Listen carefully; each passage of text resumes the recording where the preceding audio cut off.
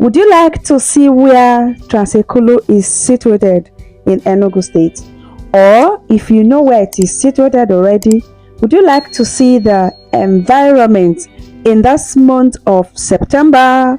Yes, so ensure to watch this video to the end, because as always, it's going to be informative, it's going to be educative, and of course, it's going to be so entertaining.